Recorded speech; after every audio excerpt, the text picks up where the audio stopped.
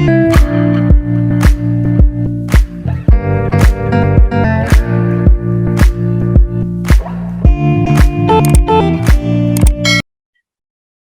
warahmatullahi wabarakatuh. Selamat datang kembali. Terima kasih banyak untuk teman-teman yang sudah mengklik video ini. Pada kesempatan kali ini, kita akan menjawab pertanyaan-pertanyaan dari teman-teman di kolom komentar. Dan pada kesempatan ini dan di video ini, teman-teman akan diberikan kesempatan untuk melakukan latihan untuk menjawab soal-soal atau prediksi soal-soal di SKB CPNS untuk formasi pengawas farmasi dan makanan keahlian pertama. Nah, untuk teman-teman yang sudah menonton video ini, pada video selanjutnya nanti kita akan menyertakan pembahasan dan jawabannya. Namun pada video kali ini kita akan memberikan kesempatan kepada teman-teman untuk melatih kira-kira sampai mana pertanyaan yang teman-teman bisa jawab, dan jangan lupa untuk memberikan komentar jawaban teman-teman di kolom komentar. Kita langsung saja untuk soal pertama. Nah, untuk soal pertama, personel kunci pada industri farmasi dapat dijabat oleh, ini ada 5 pilihan. Pilihan pertama itu ada tenaga teknis kefarmasian, kemudian pilihan kedua ada apoteker, yang ketiga ada minimal pendidikan S1 atau D4, yang pilihan D minimal D3 farmasi, dan pilihan E S1 kimia atau S1 farmasi. Nah, ini teman-teman untuk tipsnya, silakan langsung saja banyak membaca terkait cara produksi obat yang baik. Di situ akan ada penjelasan terkait personil kunci. Kita ke soal selanjutnya. Nah, untuk soal kedua, ini terkait dengan cara produksi kosmetik yang baik. Nah, pertanyaannya, berikut prinsip cara produksi kosmetik yang baik adalah. Oke, berarti pertanyaannya, prinsip-prinsip di bawah ini yang benar ya, yang terkait dengan CPKB. Nah, untuk pilihan pertama, A, ada sistem manajemen mutu, produksi, penyimpanan, uji klinik, dan non-klinik. Nah, di sini ada 4 prinsip yang disebutkan masing-masing soal. Masing-masing pilihan maksudnya.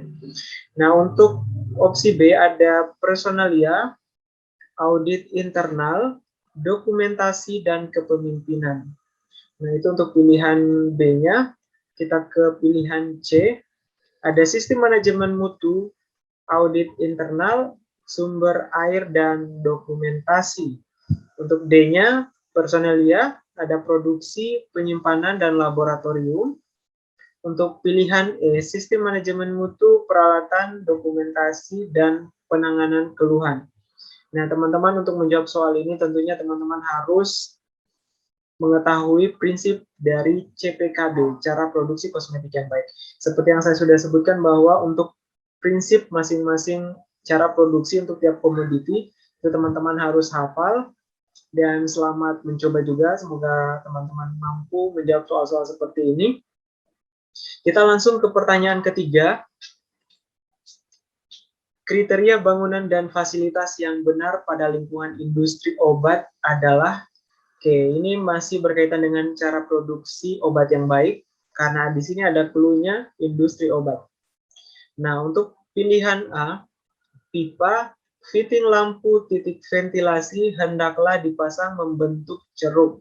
Nah, ini ya. Kemudian B, tersedia tempat penyimpanan yang luas, memadai untuk sampel, baku pembanding, dan lain-lain. Kemudian untuk C-nya, didesain agar mencegah kesesakan dan ketidakteraturan. Oke, itu pilihan C. Untuk D-nya, tersedia area terpisah dan terkunci untuk penyimpanan bahan produk yang ditolak dan atau dikembalikan. Untuk opsi E atau terakhir, permukaan dinding, lantai, dan langit-langit ruangan di mana terdapat bahan baku hendaklah harus halus dan bebas dari retak. Nah, itu yang perlu teman-teman ketahui. Oh ya, untuk ini teman-teman, opsinya kecuali ya. Oke, khusus untuk nomor 3, mohon maaf, di sini harusnya adalah yang kecuali atau yang tidak benar terkait dengan kriteria bangunan dan fasilitas pada lingkungan industri obat. Oke, itu semoga teman-teman juga bisa paham dan mampu menjawab soal-soal seperti ini. Kita lanjut ke soal nomor 4. Nah, nomor 4, untuk mengawasi persediaan dalam gudang dikenal prinsip rotasi barang, yaitu FIFO dan FIFO. Nah, ini biasa kita jumpai di area produksi atau di pabrik-pabrik. Nah, pertanyaannya adalah yang benar terkait prinsip FIFO adalah, oke, jadi di sini ada dua, ada FIFO dan ada FIFO, namun yang ditanyakan di sini adalah FIFO. Oke, kita lihat untuk opsi A, barang yang mendekati masa kadaluarsa tidak dijual dan didistribusikan. Yang B, barang yang masuk dulu keluar terlebih dulu. C, barang yang mendekati kerusakan dijual terlebih dulu.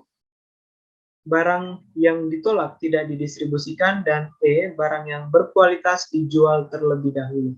Nah, kira-kira jawaban untuk nomor 4 ini apa? Silakan langsung di kolom komentar dijawab. Nanti kita akan jawab bersama di video selanjutnya. Oke, kita lanjut ke nomor 5. 3 proses validasi yang dikenal dalam cara produksi obat yang baik adalah, masih terkait dengan CPOB ya. Nah, 3 proses validasi. Nah, itu yang perlu teman-teman ketahui. Nah, pilihannya ada validasi proses, metode analisa, dan pengujian. D-nya ada produksi, metode uji, dan pembersihan. C, produksi, metode analisa, pengujian. D, proses, metode uji, pengujian, dan E, proses, metode analisa, dan pembersihan. Jadi kalau kita lihat dari soal-soal ini, untuk tiap opsinya mirip-mirip, jadi sedikit mengecoh, jadi perlu teman-teman hafal masing-masing prinsip, kemudian juga harus teman-teman bedakan mana yang digunakan di obat, mana yang di pangan, di kosmetik, begitu juga di OTSK. Oke, kita lanjut lagi ke soal nomor 6.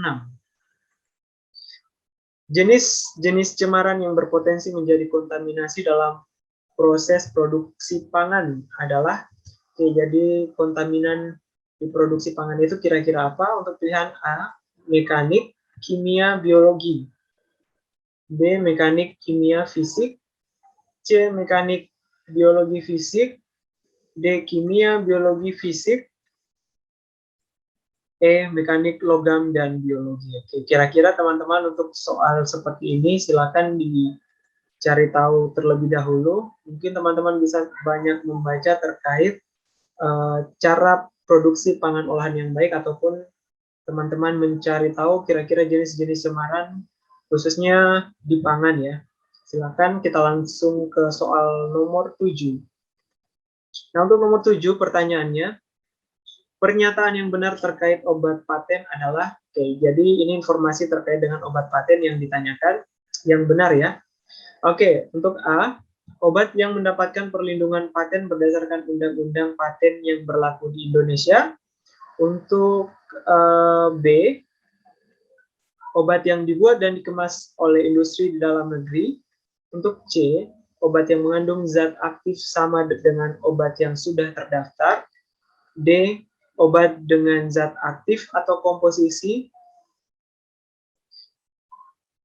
Obat dengan zat aktif atau komposisi atau bentuk sediaan cara pemberian atau indikasi atau posologi baru yang belum pernah disetujui di Indonesia. Dan untuk pilihan E-nya, obat jadi termasuk produk biologi yang merupakan paduan zat aktif termasuk narkotika dan psikotropika dan zat tambahan termasuk kontrasepsi dan alat kesehatan yang mengandung obat. Nah, itulah terkait dengan obat paten. Jadi selain prinsip-prinsip ataupun informasi fungsi, teman-teman juga perlu menghafal atau setidaknya memahami kira-kira pengertian atau istilah-istilah yang berkaitan dengan obat dan makanan. Karena di sini ada obat paten ya.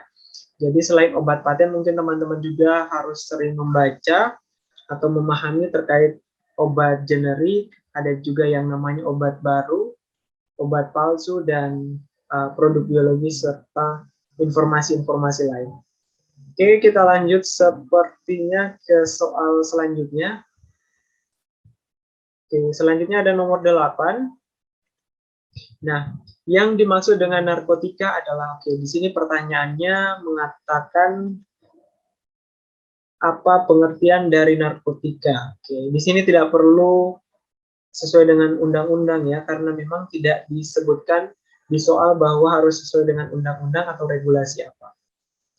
Oke, kita lihat untuk jawaban A, zat sintetis yang berkhasiat psikoaktif melalui pengaruh selektif susunan saraf pusat yang menyebabkan perubahan khas pada aktivitas mental dan perilaku. Kemudian untuk pilihan B-nya, obat dengan zat aktif atau komposisi atau bentuk sediaan atau cara pemberian atau indikasi atau posologi baru yang belum pernah disetujui di Indonesia. Kemudian C-nya, sediaan yang siap digunakan untuk mempengaruhi keadaan patologi dalam rangka penetapan diagnosa, pencegahan, penyembuhan, pemulihan, dan peningkatan kesehatan. Nah, untuk pilihan D-nya kita baca, zat atau obat yang berasal dari tanaman atau bukan tanaman, baik sintetis ataupun semi-sintetis, yang dapat menyebabkan penurunan atau perubahan kesadaran, hilangnya rasa, mengurangi sampai menghilangkan rasa nyeri, dan dapat menimbulkan ketergantungan. Nah, untuk opsi terakhir E adalah bahan alamiah yang berkhasiat psikoaktif melalui pengaruh selektif pada susunan saraf pusat yang menyebabkan perubahan khas pada aktivitas mental dan perilaku. Jadi mirip-mirip sebenarnya. Untuk opsi A-nya ini disebutkan bahwa itu zat sintetis ya, untuk opsi E bahan alamiah. Jadi perbedaannya cuma itu, sementara yang lain ini berbeda total ya. Jadi teman-teman harus tahu pengertian seperti yang saya katakan tadi, bahwa istilah-istilah yang berkaitan dengan badan POM atau badan makanan harus teman-teman minimal pahami, tidak perlu dihafal, supaya nanti ketika ada soal seperti ini teman-teman mampu untuk membedakan dan mampu untuk menjawab dengan mudah tentunya. Oke, kita langsung ke pertanyaan selanjutnya. Nomor 9, serangkaian tindakan penyidik dalam hal dan menurut cara yang diatur dalam undang-undang ini untuk mencari serta mengumpulkan bukti yang dengan bukti itu membuat terang tentang tindak pidana yang terjadi dan guna menemukan tersangkanya adalah pengertian dari baik ini adalah informasi terkait dengan fungsi penindakan. Jadi di sini sudah disebutkan pengertian. Jadi ada soal seperti ini, jadi di soalnya disebutkan dulu pengertiannya, dan di pertanyaannya itu kira-kira pengertian dari apakah pernyataan yang sudah dijelaskan di awal. Nah, di sini ada opsi A, investigasi awal, kemudian di opsi B, penyidikan, di C, penyelidikan, D, penindakan, dan E, pengawasan. Nah, di sini teman-teman ada kata penyidikan dan penyelidikan ya, jadi ini beda, jadi teman-teman harus mampu membedakan antara keduanya, jangan sampai kata-kata yang mirip begini teman-teman kira sama. Jadi untuk masing-masing istilah yang berkaitan dengan fungsi penindakan juga teman-teman harus mampu untuk pahami setidaknya ya. Walaupun tidak persis dengan peraturan ataupun regulasi, setidaknya ketika teman-teman paham, nanti ketika ada soal seperti ini teman-teman akan lebih mudah untuk menjawab, dan tentunya 1-2 soal terkait dengan pengertian sangat penting dan sangat membantu nanti untuk nilai teman-teman di SKP tentunya. Oke, kita lanjut ke soal berikutnya. Nah, untuk nomor 10, berikut merupakan alat bukti yang sah di pengadilan menurut KUHAP. KUHAP adalah kecuali. Oke, jadi di sini ada yang perlu digarisbawahi adalah alat bukti yang sah di pengadilan menurut KUHAP. Jadi ini harus sesuai dengan KUHP. KUHAP Dan yang ditanyakan, dan di sini yang ditanyakan adalah yang salah karena ada kata kecuali. Oke, perlu teman-teman ketahui bahwa di KUHP itu ada 5 kalau tidak salah ya alat bukti yang sah. Nanti teman-teman bisa kembali ke video-video sebelumnya pernah saya jelaskan. Nah, untuk opsi A, di sini ada TTE atau tanda tangan elektronik. Untuk B-nya ada surat. Untuk C, keterangan saksi. Ada D, keterangan ahli. Dan E, petunjuk. Nah, untuk keterangan saksi dan keterangan ahli ini beda ya. Jadi kalau keterangan saksi itu adalah orang yang mungkin kebetulan ada di lokasi kejadian atau TKP. Sementara keterangan ahli ini biasanya keterangan dari seorang yang memiliki keahlian atau ilmu ataupun experience di suatu bidang. Nah, kalau misalnya kita bicara tentang obat dan makanan, pasti yang berkaitan dengan keahliannya, yaitu terkait dengan fungsi pengawasan obat dan makanan tersebut. Nah, itulah teman-teman contoh soal atau latihan soal kita pada kesempatan kali ini kita buat dalam 10 nomor dulu. Jangan lupa untuk menjawab, memberikan jawabannya di kolom komentar. Nanti kita akan bahas di video selanjutnya.